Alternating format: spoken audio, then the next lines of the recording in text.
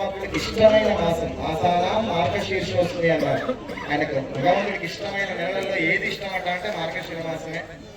అలాంటి మార్గశిర మాసంలో మన పూర్వజన్మ పుణ్యము జగద్గురువులు ఆదిశంకరాచార్య పరంపర సాక్షాత్ శంకర స్వరూపులు ఆదిశంకరాచార్యులను మన కాలంలో చూడకపోవచ్చు. వారి పరంపరగా వారిని మనం స్వామీజీ రూపంలో మనం దర్శించుకుంటున్నాం. హంపి క్షేత్రం మీకు తెలుసు, ప్రపంచంలోనే అత్యంత విశేషమైనటువంటిది. ఖచ్చితంగా దర్శించాల్సింది, దాని గురించి తెలుసుకోవాల్సింది. అనుమనము చిన్న మన ఊరికే అంటుంటారు, కంకర కంకరమే శంకర హే అంటుంటారు, ఈ మధ్యలో అంటున్నారు. మరి అక్కడ అనుమనుని కదిపితే మనకు మన మన వృత్తాంతమే, నీ చరిత్ర నా చరిత్ర, మన యొక్క గొప్పతనం, మన సనాతన గొప్పతనం అనుమనుగా కనిపిస్తుంది.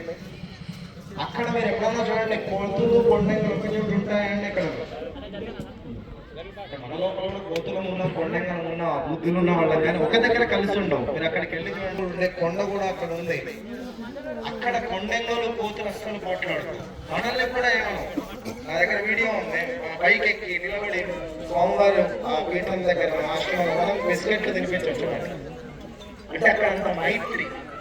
అక్కడ స్థలాల్లో మన చిన్న విషయం చాలు, మీరు వెళ్ళి తెలుసుకుంటే బాగుంటుంది. తినబోతూ రుచెందుకు అని నేను చెప్పట్లేదు, మీరు వెళ్ళాల్సిందే, సందర్శించాల్సిందే. అక్కడ విరూపాక్ష స్వామివారి అనుగ్రహాన్ని, పంబా అనుగ్రహాన్ని, పంబా మాత యొక్క అనుగ్రహాన్ని, తుంగభద్ర నది తుంగా స్నానం అన్నారు. గంగా పానం, గంగా నీళ్లు తాగాలి, తుంగలో స్నానం చేయాలి.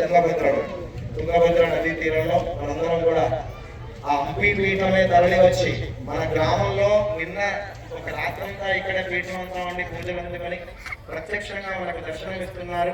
ఒక పీఠం, ఒక జగద్గురు పీఠం మన గ్రామంలోకి వచ్చిందంటే మన ఊరు ఎంత పుణ్యప్రదమైంది, మన పెద్దవాళ్ళు ఎంత పుణ్యప్రదమైన వాళ్ళు.